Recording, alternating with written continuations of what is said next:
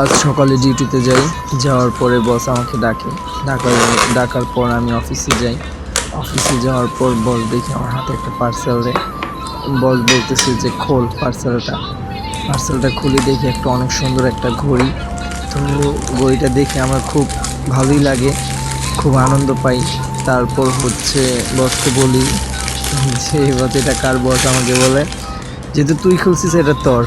তারপর আমাকে দেওয়ার পরে আমি বসকে মালাই ভাই বললাম যে বস তেরে কাছে অনেক সুন্দর। হ্যাঁ, তারপরে আর কি আমার খুশি আর কে দেখে। যাই হোক না কেন, বিদেশের মাটিতে এরকম একটা বস পাওয়ার আসলেই ভাগ্যের ব্যাপার।